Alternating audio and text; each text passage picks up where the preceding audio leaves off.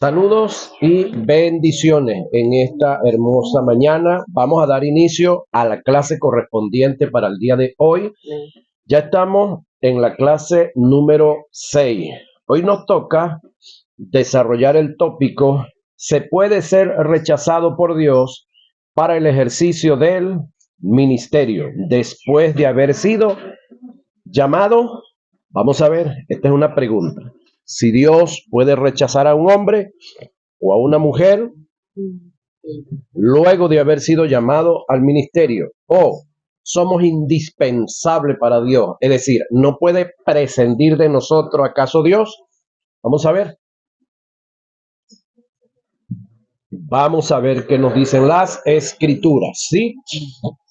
Subió Moisés de los campos de Moab al monte Nebo, a la cumbre de Pisga, que está enfrente de Jericó, y le mostró Jehová toda la tierra de Galaad hasta Dan, todo Neftalí, y la tierra de Efraín y de Manasés, toda la tierra de Judá, hasta el mar occidental, el Neguey y la llanura, la vega de Jericó, ciudad de las palmeras, hasta Zoar. Y le dijo Jehová: esta es la tierra de que juré a Abraham, a Isaac y a Jacob, diciendo: a tu descendencia la daré.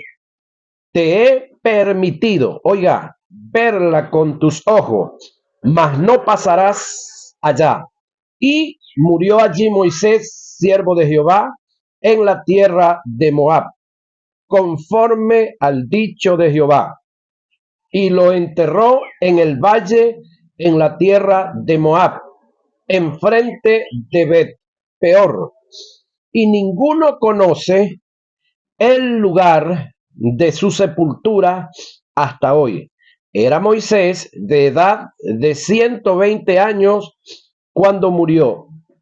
Sus ojos nunca se oscurecieron, ni perdió su vigor. Deuteronomio 34, 1 al 7. Ahora la pregunta del millón es esta. Escúcheme.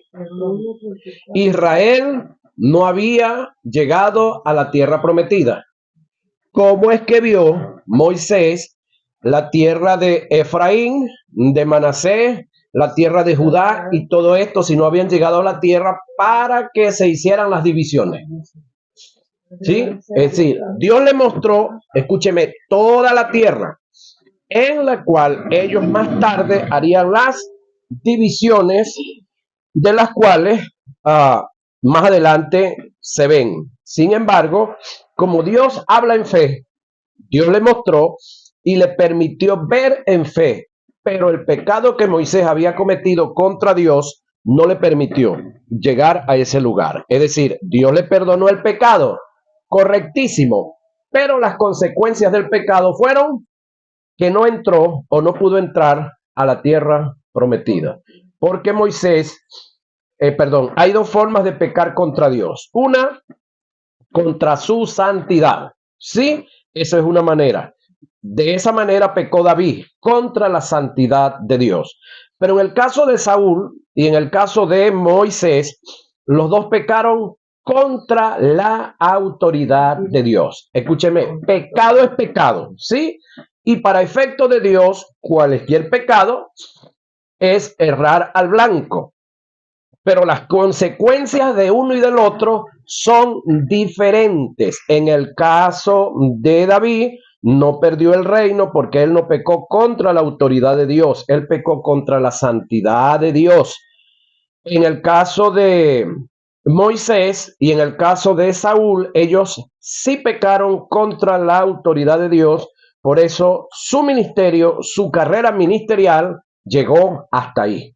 Entonces tenemos casos si allá se dio en aquella dispensación y sobre aquellos hombres ministros que Dios llamó, ¿qué me dice a mí que a esta altura de la vida Dios no va a hacer y no puede hacer lo mismo?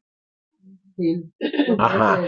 Ah, con todo y que estemos en gracia, sí, sí, con todo y que estemos en gracia, si yo peco contra la autoridad de Dios, entonces yo puedo ser desechado por Dios, óigame, para asuntos ministeriales, no para la salvación, porque los que estamos en Cristo, una vez que nacimos de nuevo, es imposible que volvamos a morir, sí, a morir espiritualmente, pero podemos ser desechados para efectos del ministerio. Y por esta razón podemos tener muchos hombres y mujeres que sí tuvieron llamado, que sí tuvieron ministerio, pero se pusieron a hacer lo que a ellos les pareció, se pusieron a darle mal uso al don del ministerio y muchos de ellos han sido desechados por Dios para efectos del ministerio con todo y que están ejerciendo un ministerio. Pero lo están haciendo desde el punto de vista del humanismo. Es decir, son ellos autodirigiéndose, son ellos haciendo. Dios no tiene nada que ver ya con lo que muchos están haciendo. ¿No sabéis que los que corren en el estadio todos a la verdad corren? Pero uno solo se lleva el premio. Corred de tal manera, dice Pablo, que lo obtengáis. Todo aquel que lucha de todo se abstiene. Ellos a la verdad para recibir una corona corruptible, pero nosotros una incorruptible. Así que yo de esta manera corro, no como a la aventura. De esta manera peleo no como quien golpea al aire, sino que golpeo mi cuerpo y lo pongo en servidumbre, no sea que habiendo sido heraldo o un profesional para otros, yo mismo venga a ser eliminado. El término eliminado aquí es de la carrera, el término eliminado aquí no tiene nada que ver con salvación ni con pérdida de la misma. Primera a Corintios 9, 24 y 27. El llamado al ministerio no te garantiza, óigame, el éxito en el ministerio. Todo lo que se recibe de Dios en la característica de un don, sea cual sea el don que se reciba, es irrevocable. Los dones. Nunca Dios quita lo que da. Usted lo pierde, o en este caso el derecho de ejercerlo. Por esta causa, le tendremos que dar cuenta a Dios por lo que Él te dio, de lo que perdimos. Porque si Dios nos quitara los ministerios, sencillamente cuando lleguemos allá arriba y Dios nos diga, dame cuenta, Yayita, de lo que te mandé a hacer, del don que te puse. Entonces Yayita muy fácil le va a decir, Señor, ve a ver qué tú hiciste porque tú me lo quitaste. ¿Cómo Dios te va a pedir cuenta de algo que te quitó? No. Entonces, los dones ministeriales no se pierden porque Dios no los quite. Es decir, son irrevocables. Están y estarán permanentemente en nosotros. Pero por causa de andar cometiendo pecados sociales y morales, entonces perdemos el derecho de ejercer el llamado, el ministerio, el oficio, el don o el talento que Dios nos colocó por su gracia. Ya es culpa de nosotros. Ahora, en el sistema del reino, en relación a Dios por factores equivocados o malas decisiones, se puede dar la posibilidad de ser descartado y reemplazado en el ejercicio del ministerio. Dios es sumamente celoso cuando llama a un individuo para conferirle un don ministerial. El que es llamado, capacitado y enviado al ministerio queda apartado para tal fin, para tal oficio. No hay otra cosa, que Dios decida hacer con ese hombre para efectos de Dios, ese hombre y esa mujer, para efectos de Dios. Para otra cosa no sirve, porque Dios lo llamó, lo preparó y lo envió. Entonces, solamente para lo que Dios lo llamó, lo capacitó y lo envió, será útil en el reino. Ahora, el término capacitado o consagrado, destinado para tal fin, para otra cosa no sirve. El no entender esto es la vía segura para el fracaso. Hay áreas en la vida del ministro que tiene que cuidar. De no, Dios se verá en la obligación de desecharlo para el propósito, para lo cual lo había escogido. Las escrituras están llenas de ejemplos de hombres que fueron llamados por Dios, pero por una mala decisión fueron descartados por Dios y en su efecto otros fueron reemplazados. Casos como el de Saúl, Sansón, Moisés y otros. En la actualidad, lo digo con seguridad, que hay el montón de ministros que están ejerciendo sin el respaldo y la autoridad de Dios, porque desde hace tiempo fueron desechados por Dios, están operando en humanismo, que es el poder que el ser humano tiene inherentemente en él para llevar a cabo sus metas aún dentro de la obra de Dios. Crecen, prosperan, no dejan de tener resultado en lo que hacen por la ley de causa y efecto, pero ante los ojos de Dios son unos miserables, desventurados, pobres y desnudos. La diferencia sí, se verá en el tribunal de Cristo, cuando sean juzgados por sus obras, para evitar todos estos desajustes que a la larga producirán muchos dolores.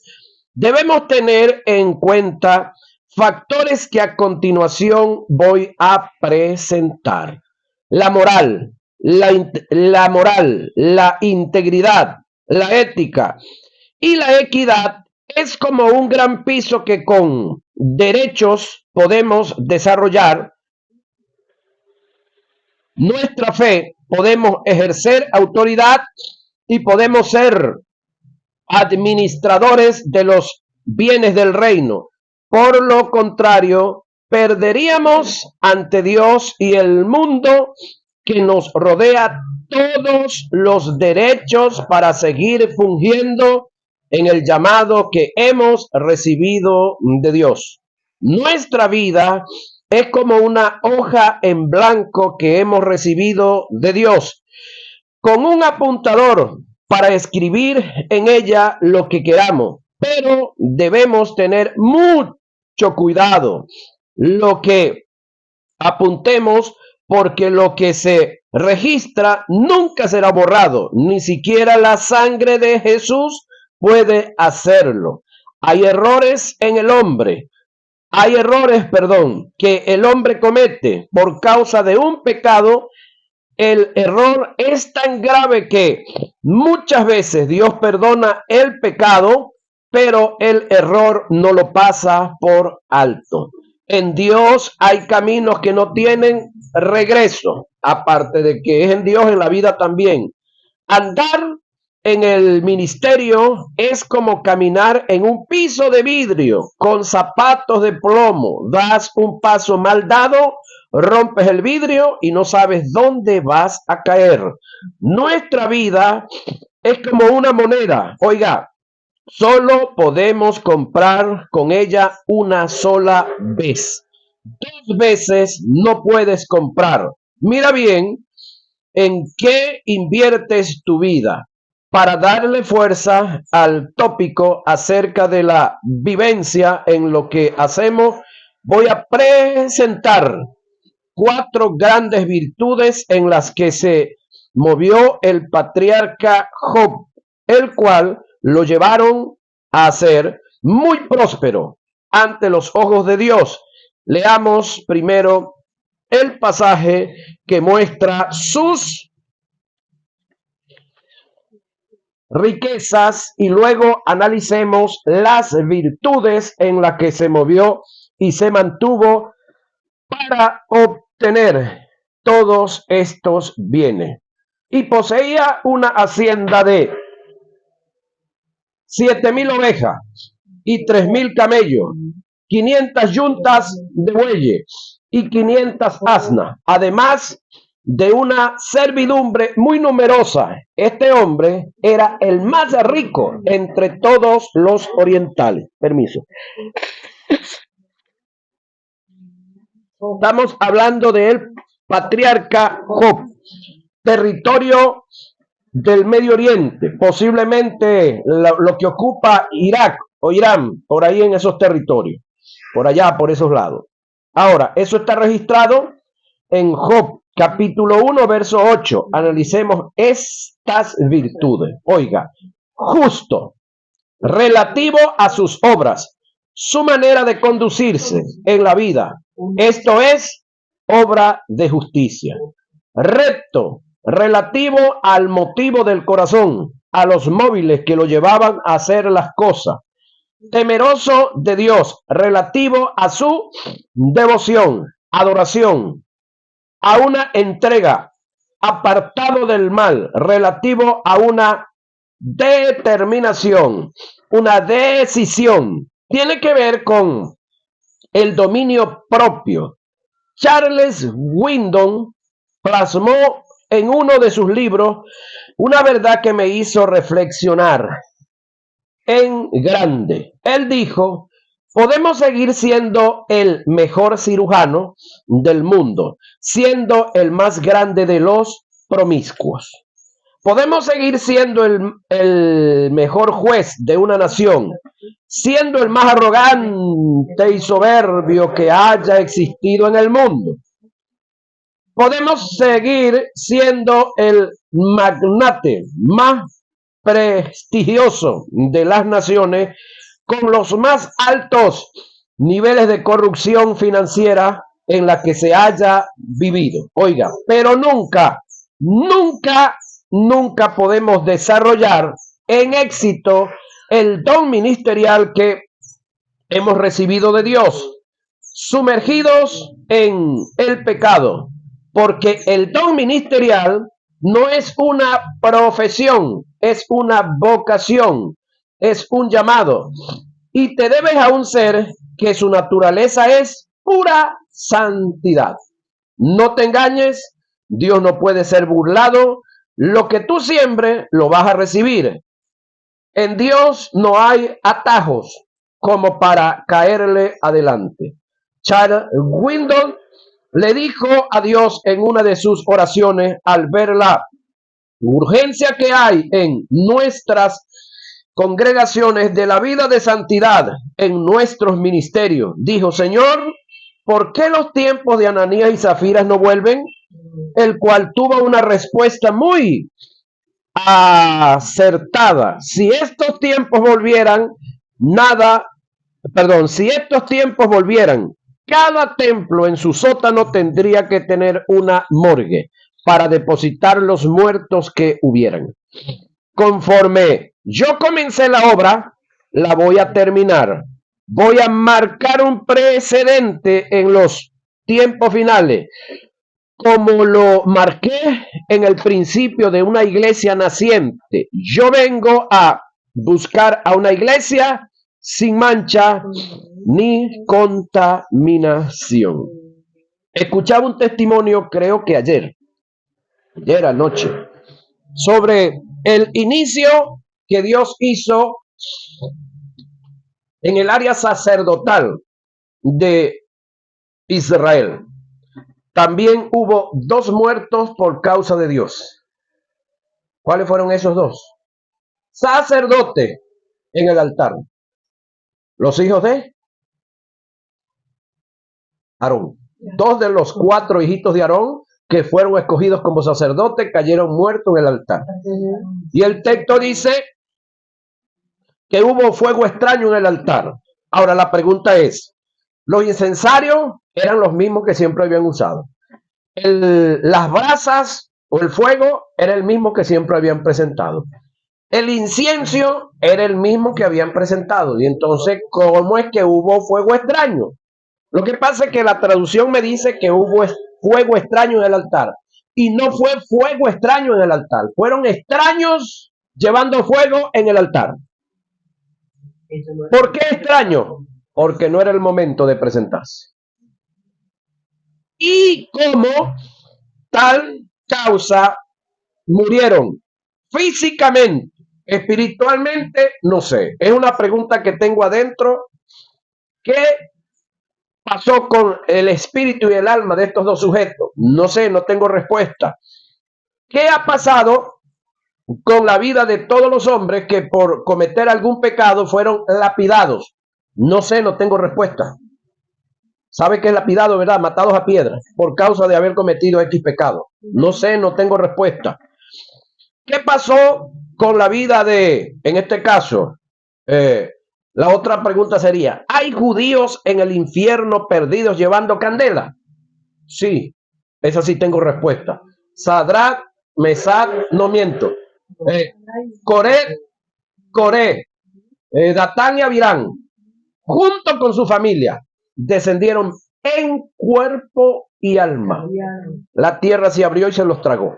Y de paso eran de la tribu de Judá, no de Leví, de la tribu de Leví. Entonces, ¿hay judíos en el infierno llevando candela? Sí. ¿Y van a seguir cayendo? Sí. Mientras le den la espalda al Cristo resucitado, al Salvador, al que Isaías 48:16 dice que fue enviado por Dios y por su espíritu. Al darle la espalda a él, al no aceptarlo, seguirán hombres y mujeres descendiendo al infierno, independientemente de la nacionalidad que sean, independientemente del continente que sean. Ahora, no es el tema, pero Dios es justo. Entonces, tenemos acá a un hombre el cual procuró con todos los millones que tenía, ¿sí? Procuró mantenerse en santidad. El caso de Job. Fuera del sacerdocio que nosotros estamos disfrutando, incluso fuera del sacerdocio de Aarón, vivió Job. Él vivió en el sacerdocio de Melquisedec, se estima, porque él pertenece a los patriarcas. Ahora, alguien dijo, los errores de un abogado se encarcelan. Es decir, cuando un abogado en una defensa hace una mala defensa, los errores del abogado a la cárcel. Ahí llegan. En el caso de los errores de un cirujano, se sepultan. Es decir, cuando un cirujano hace mala praxis, sepultado para el cementerio. Los errores de un contador se borran, se les echa corrector. Los errores de un dentista se extraen, se sacan las muelas maltratadas. Perdón por la alergia que me agarró. Ajá. Los errores de un dentista se extraen, pero los errores de un maestro, oiga, quedan, se proliferan, se extienden y malforman a la gente. Como ministro debemos entender que somos una escuela ambulante. Todos los que nos rodean tienen su mirada sobre nosotros para ver qué pueden aprender o qué mal ven en ti para censurarte, difamar, comentar y tener motivo para abandonar el camino de la piedad. Juan el apóstol dice, hijitos, guardaos de los ídolos. Primera de Juan 5:21. Según el pensamiento del que escribe y el contexto, el término ídolo que aparece en el pasaje no se refiere a imágenes, sino a todo lo que el mundo te ofrece que te llama la atención. dándole lugar en tu vida, fascinándote por completo, pasando a tener dominio de ti, quitándole a Dios el lugar que le pertenece. Hay 4 áreas en las que te tienes que guardar o cuidar.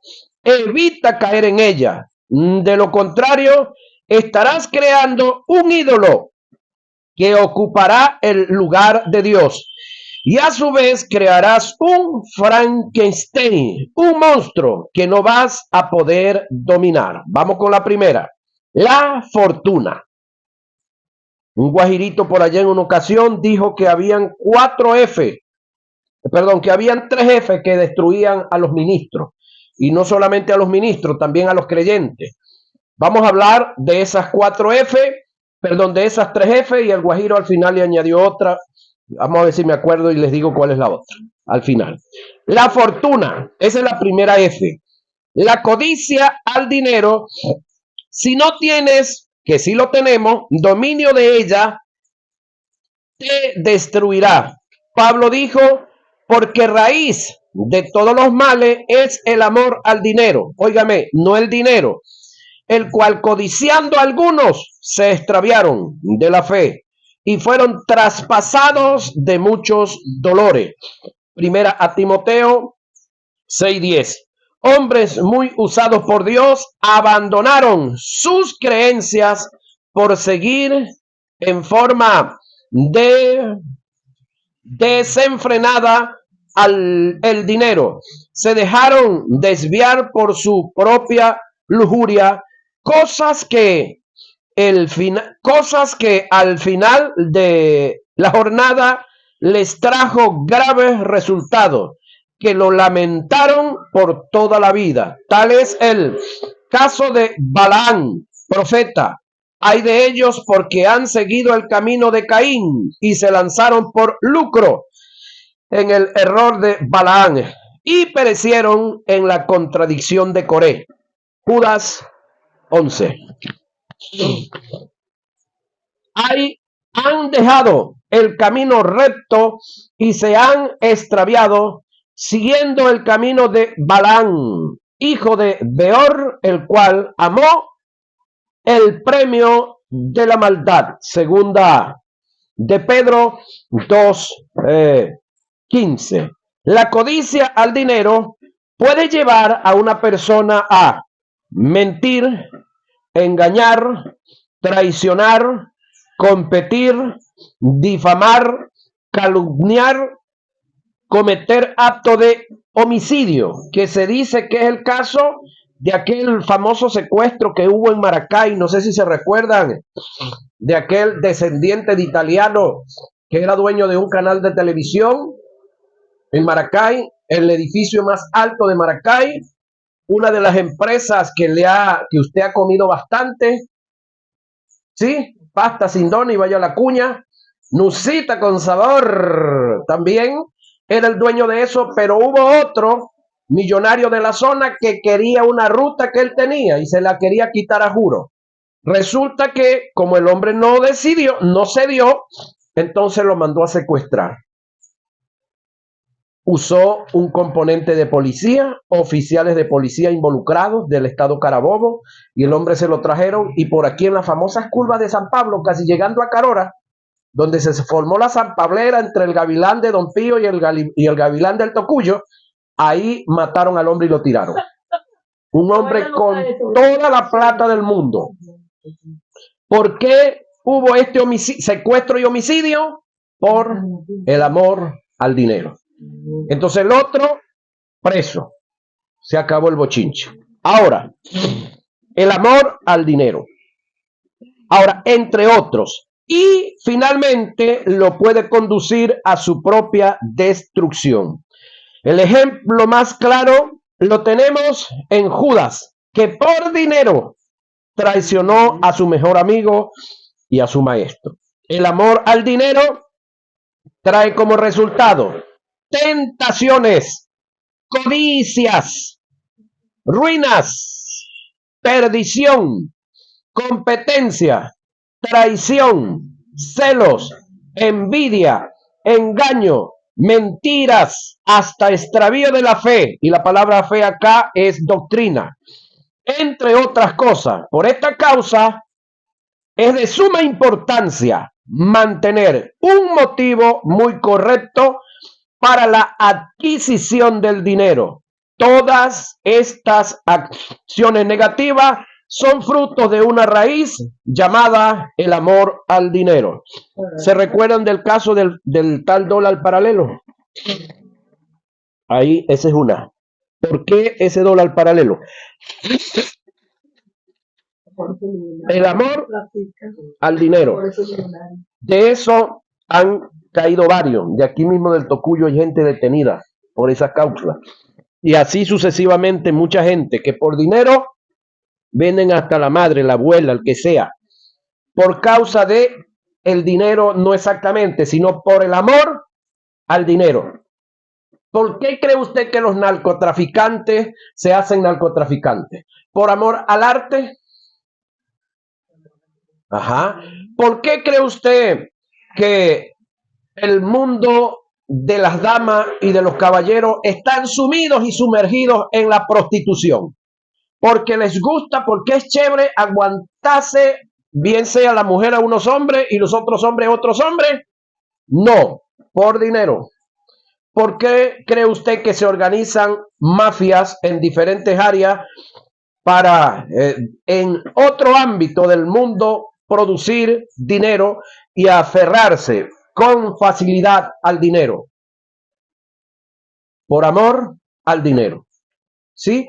Ahora la pregunta es, ¿quién de todos los que se aferran de la forma que se aferran al dinero, al morirse, se van a llevar por lo mínimo, aunque sea 5 bolívares? $1. Un bolívar se van a llevar nada. Nada. Es decir, no existen urnas con caja fuerte. Eso todavía no lo han inventado. Y si lo inventaran, bueno, ya usted se imagina la cantidad de hombres y mujeres listos con las máquinas de soplete que llaman, para, aparte de abrirlas, llevárselas y picar y sacar lo que quedó allá adentro. Es más, cuando una persona muere, que no sé si ustedes se acuerdan y han visto gente con dientes de oro, de plata, bueno, se lo sacan. De una se lo sacan, sí. Es decir, o se lo saca la familia o el sepulturero, pero que lo sacan, se lo sacan. Ahora, si no se lo sacan en el hospital. Ahora, nadie, eso fue en el tiempo antiguo que algunos reyes fueron enterrados con toda su riqueza. En el tiempo antiguo, porque había demasiada ignorancia. Es más, fueron enterrados con esposa, con hijos, con los sirvientes para que le fueran a servir en el más allá. Algunos con parte del ejército. No sé si sabía eso. En el Medio Oriente. Sí. Ahora, el término amor, en referencia al dinero, como lo presenta Pablo en su escrito a Timoteo, es del griego filalguria, que indica una codicia interna llena de perversidad y lujuria, la cual es una raíz de donde procede y se alimenta cualquier tipo de acción negativa con el fin de conseguir, oiga, un objetivo que en este caso es enriquecerse a costa de cualquier precio.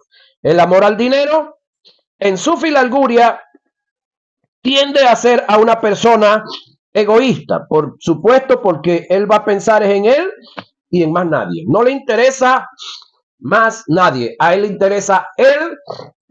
A él le interesa la casa que puede construir, el carro que se puede comprar, los viajes que puede hacer, a las otras personas con las que se puede codear y todo eso. A él no le interesa más nadie.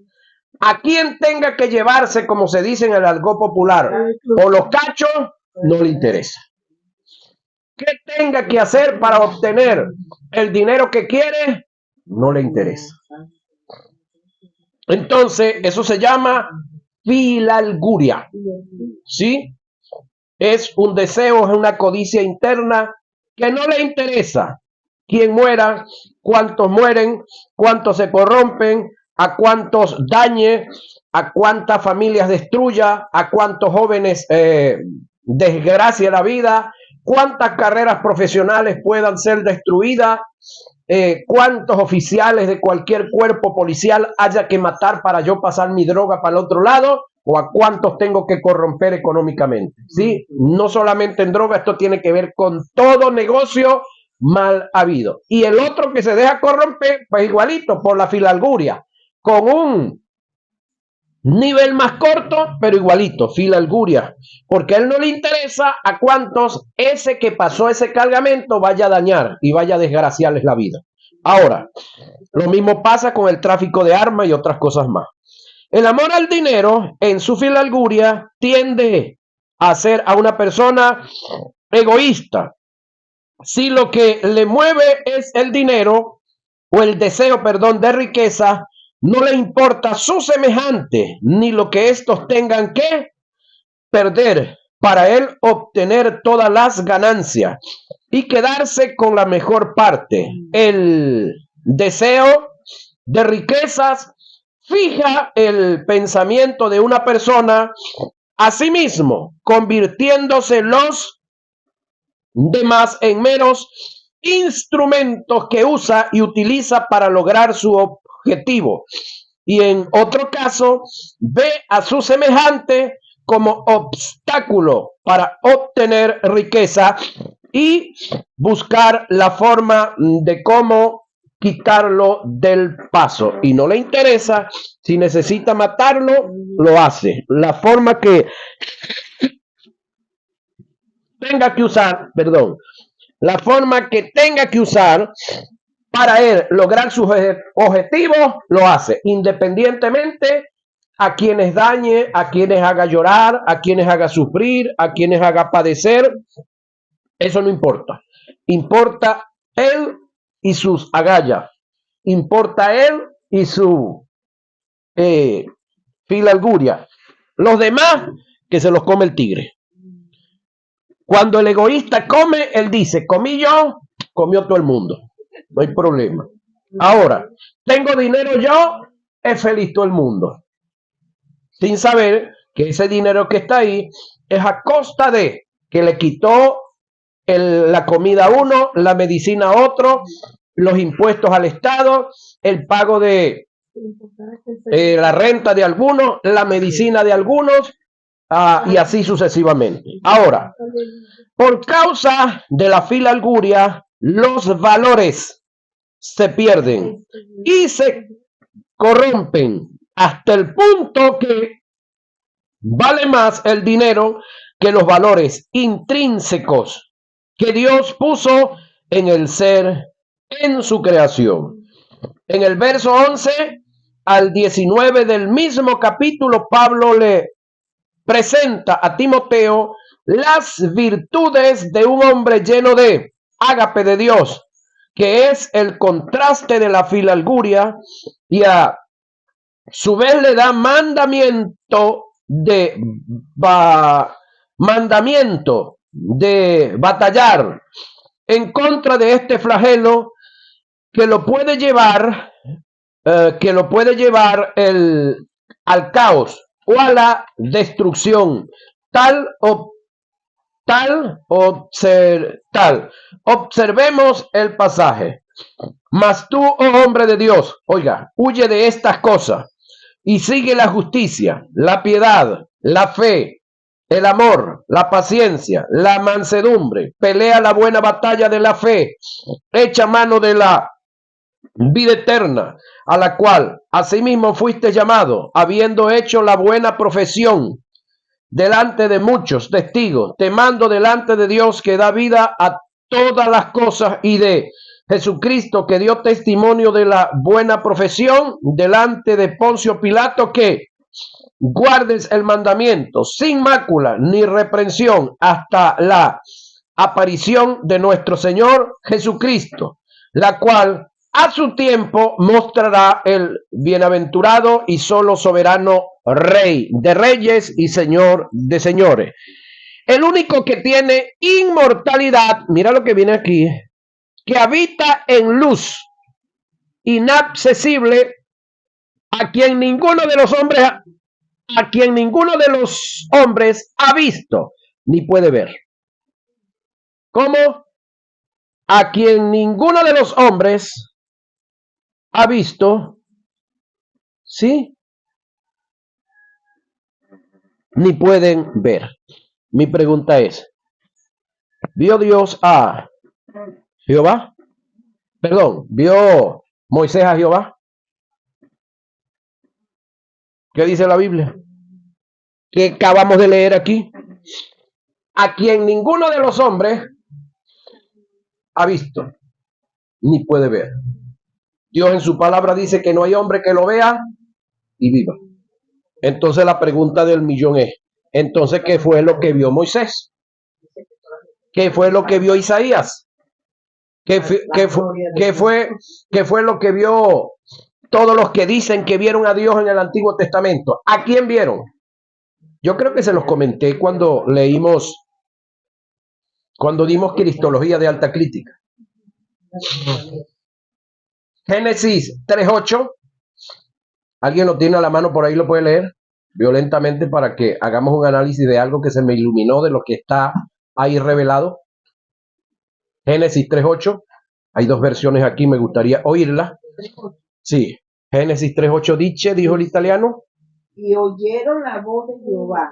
¿Qué? ¿Otra vez? Y oyeron la voz de Jehová. Aguántelo ahí. ¿Qué es o quién es la voz de Jehová Dios? ¿Qué es o quién es la voz de Jehová Dios? Esa es la pregunta del millón. Es decir, ¿oyeron que Dios dijo algo? No. Oyeron la voz. Artículo determinado. La. Importante hacerle un análisis a eso. Es, escúcheme, la primera vez, óigame, que Dios sale al encuentro de un perdido, del primer perdido, del primero que estaba en pecado. Entonces, ese ser, la voz de Jehová, oiga, Juan 1:1, el verbo. La palabra verbo es voz. Entonces, ¿a quién fue que vieron? Al que también se hizo teofanía, lo que decía Neira. Al cual un pecador, uno caído en pecado, se abrazó con él y tuvo toda la noche guerreando con él. Y a las 5 de la mañana, cuando ya rayaba el alba, el individuo le dijo, suéltame. Ya va, ¿por qué le decía que lo soltara? Pues lógico, lo tenía agarrado. Y si lo tiene agarrado es porque tiene de dónde agarrarlo. Tiene un volumen, tiene un cuerpo. ¿Quién es ese? La voz, que es el verbo, y que es una teofanía de un ángel ahí, pero que luego en Juan 1:14 se hace carne. Y vivió entre nosotros los pecadores. Comió y bebió con ellos. Un día en una casa estaba como invitado a comer, a participar, y el dueño de la casa no lo esperó en la puerta para lavarle los pies como la costumbre cultural del sitio, y llegó una mujer, algo preparado por Dios también, y se echó a sus pies y con sus lágrimas mojaba los pies llenos de polvo de Jesús, y con su cabello lo secaba porque no tenía toalla, porque el otro que tenía agua y toalla no lo había usado. Y el individuo dijo, si este supiera, te lo voy a decir en la versión Octaviano Torres, si este supiera la calaña de mujercita que está ahí, de vagabunda, si supiera la calaña de bichita de esa, este como que no es ningún profeta, por decir algo, como que no tiene ningún conocimiento, no hay ninguna espiritualidad en él. El Espíritu Santo le ilumina a Jesús y le da algo que se llama palabra de sabiduría. Y él le dice, mira, fulano, habían dos personas que le debían me llama el más millonario aquí el Cocuyo. Le debían a Marcelino, uno le debía $500,000 y el otro le debía 5,000 nada más. Se reunieron y se vieron en los Lagos Verdes, no sé si eso existe, vaya la cuña. Y estando allá reunidos en los Lagos Verdes, Marcelino le dice, mira, al que le debía 500,000, te perdono los 500,000, pero al que le debía 5,000, también se los perdonó. ¿Cuál de los dos creen que le agradece más a Marcelino? Y el hombre inteligente, pues porque sí lo era, dijo, bueno, el que le perdonaron 500,000, eso era mucha plata. Bueno, esa es esta que está aquí, que yo le perdoné toda su gran cantidad de pecado que tú sabes que estás pensando, lo que le faltó fue decirlo, o no sé si lo dijo, pero no lo registró el que escribió. Toda la basura y la vida loca que esta mujer vivió, súper recontra pecadora, se la he perdonado. A ti también la pequeña basura también te la perdoné. Por lo tanto, esta agradece más y tú menos. ¡Pum! Le dio esa, como dicen criollamente en un programa por allá, les pernancó esa cachetada.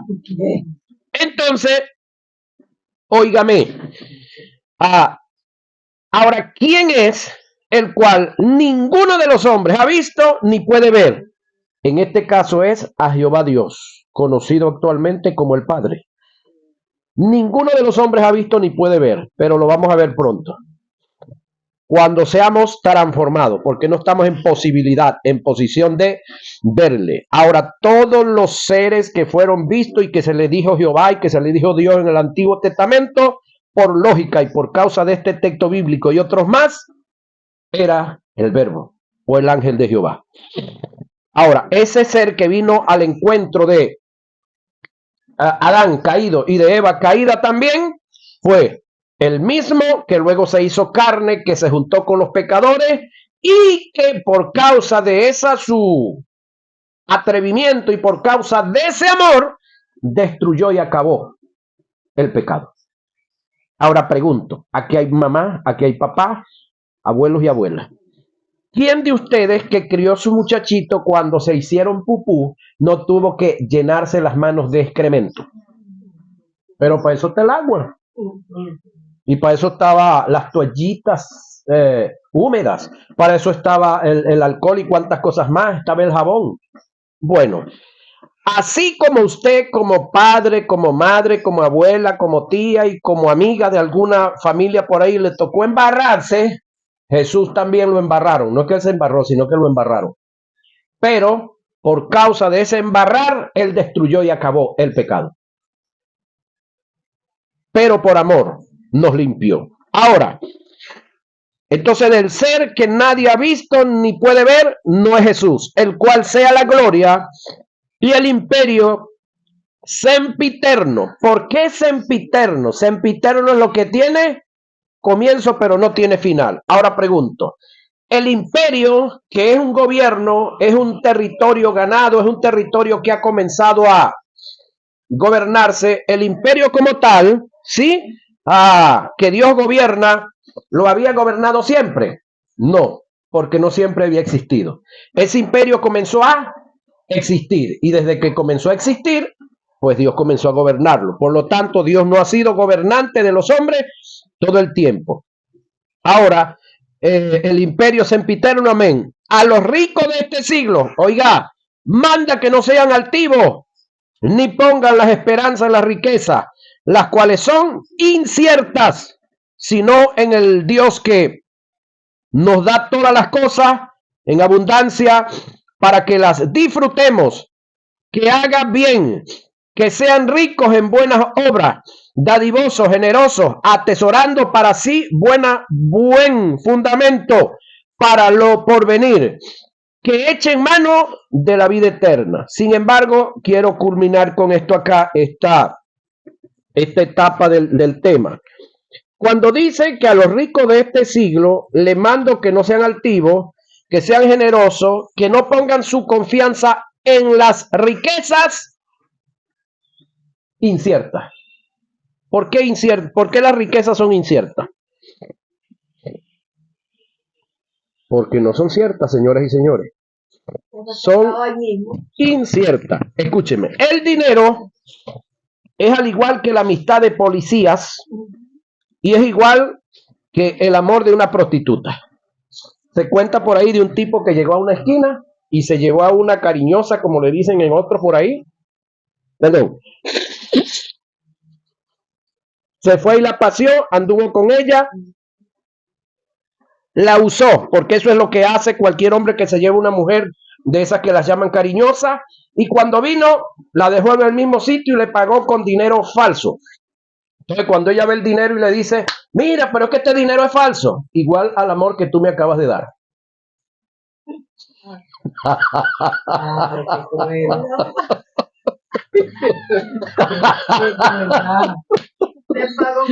Entonces, las riquezas no son estables. Las riquezas son como una prostituta. El que les pague más, con ese se van. Usted llega a la esquina y hay varias de ellas, y usted llega y le ofrece, ella pide 100 y usted le da 300, pero llega otro y le da 500 y se van con el que tiene 500. Así esté más viejo, más feo, más escachalandrado, a él no le interesa el individuo, le interesa lo que el tipo tenga. Así son las riquezas y así son las amistades de policía también, por si acaso no. Entonces, entendamos estos detalles de la vida, señoras y señores. Bendiciones, bendiciones, se nos fue el tiempo. Bendiciones.